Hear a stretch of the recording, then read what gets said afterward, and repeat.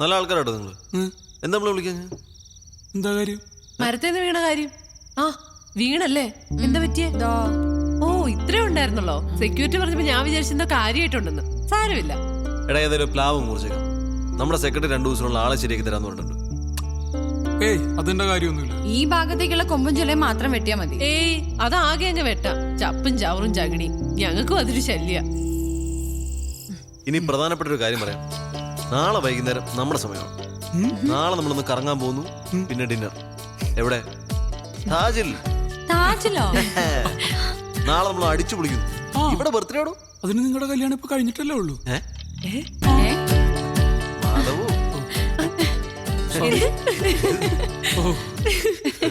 പ്രണയ നിമിഷങ്ങളിൽ it's me Biju. പ്രണയം അനിർവചനീയമായ അനുഭൂതിയാണ്. അത് അനുഭവിക്കാത്തവരായി ആരാണുള്ളത്? ഊന്നിലാവൊഴുകുന്ന ഈ അനുരാഗയാമങ്ങളിൽ നമുക്ക് അതിന്റെ കരം പിടിച്ചു നിൽക്കാം. നമുക്ക്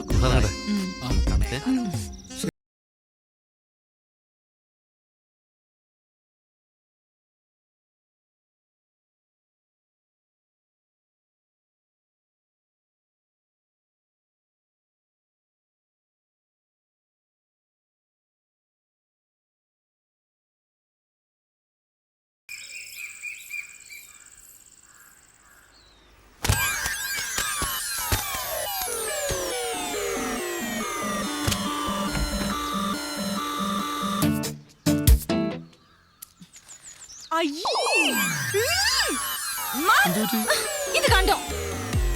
നല്ല ചക്കയാണല്ലോ. വേസ്റ്റ് ആയി പോയല്ലേ? ഇനി ഇത് ഇങ്ങനെയൊന്നും വൃത്തിയാക്കാം. ഇത് ഞാൻ വൃത്തിയാക്കും. ഞാൻ വൃത്തിയാക്കും.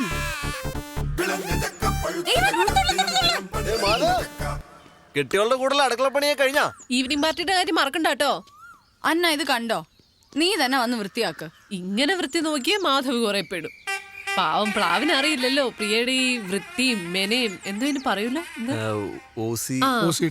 വെറുതെ തമാശ പറയല്ലേ. എന്താ ഇവിടെ ഒരു വഴക്ക്? ഞങ്ങൾ ഇവിടെ ഒരു ചക്ക വീണ കാര്യം പറഞ്ഞതാ. എന്നതാ അച്ചായ? ഓ ഈ ചക്കയെ ചൊല്ലി ഒരു ഈശാഘോഷം. നീ പോയിക്കോ. ഈശാഘോഷയോ? അതെ, എന്തെങ്കിലും അഭിപ്രായ വ്യത്യാസം ഉണ്ടെങ്കിൽ അസോസിയേഷനിൽ പറയണ സെക്രട്ടറിയോട്.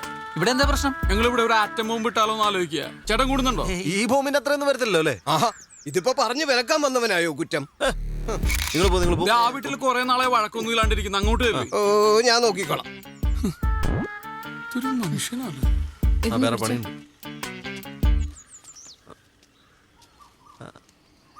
ഹലോ, ഐഡി ഫിക്സ് വിലാസെന്നാ. രാജീവ് പറഞ്ഞിരുന്നില്ല പ്ലാവ് മുറിക്കുന്നതിനെ പറ്റി. പെട്ടെന്ന് വേണമായിരുന്നു. ഓക്കെ. ഇവിടെ മരുന്ന പ്ലാവ് മുറിക്കാൻ ആൾ വരും. അതിനുമുമ്പ് ഞാൻ ഈ കൊമ്പം ക്ലിയർ ചെയ്തേക്കാം. ഏയ് അത് ഒരുമിച്ച് അങ്ങോട്ട് മുറിച്ചാൽ മതി. നീ വേഗം പോട്ട് റെഡിയാ. രാവിലെ മീറ്റിങ്ങുകളല്ലേ. ഓഹോ, അതിനുമ്പ് ഒന്ന് വൃത്തിയാക്കിയേക്കാം. അല്ല ജെറി,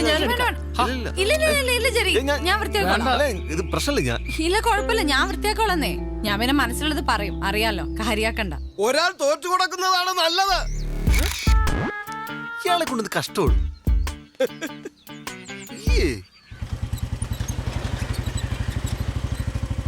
നമസ്കാരം.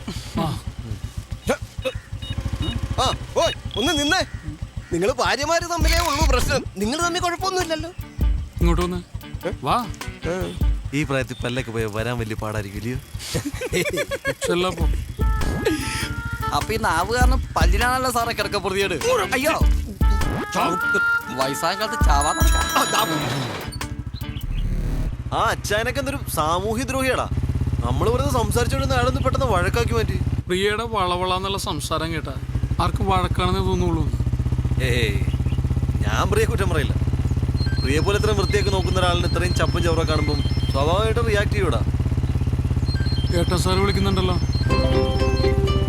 Hello sir.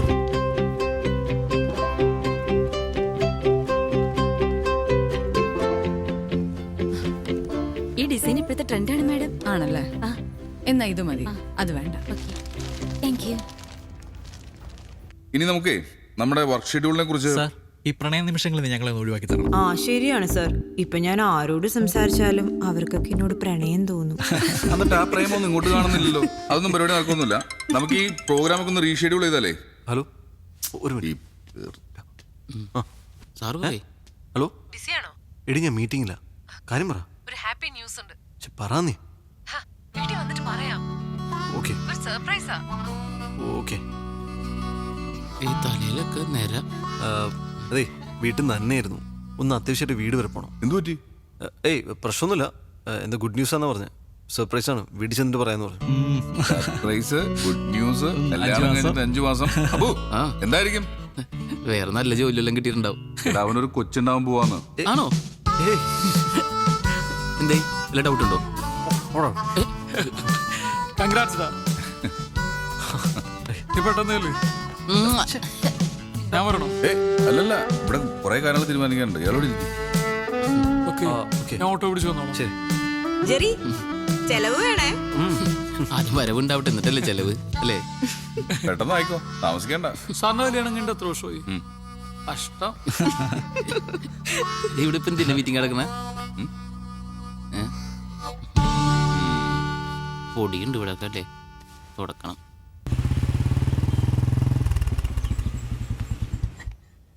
അങ്ങനെയാണോ?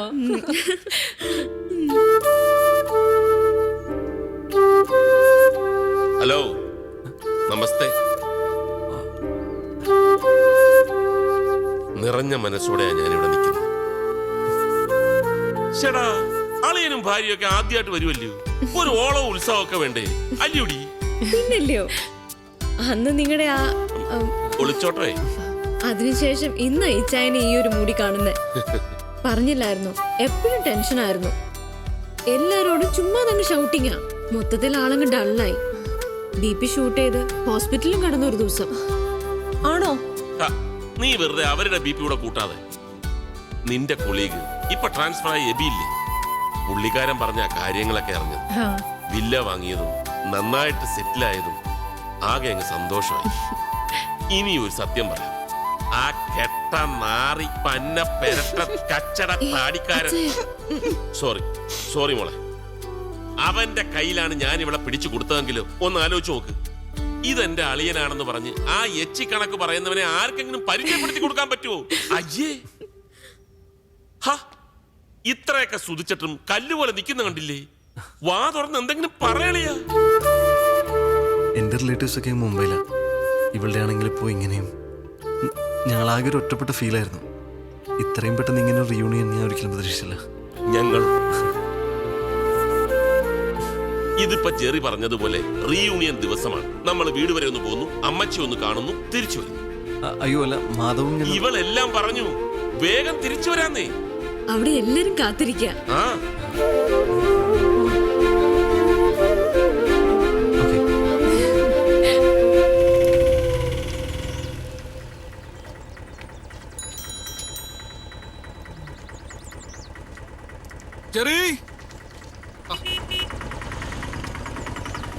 ജെറി, ഞാൻ വന്നിട്ടോ.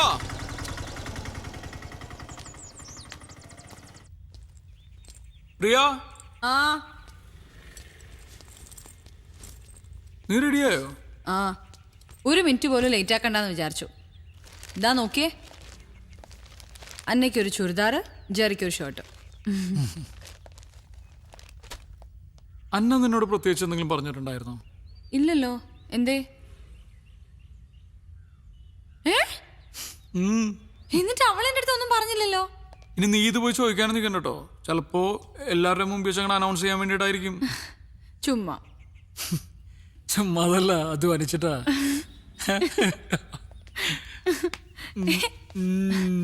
ഒന്ന് പോയേ. വിട്ടേ, സമയമില്ല, പോ. സമയമില്ല അല്ലേ?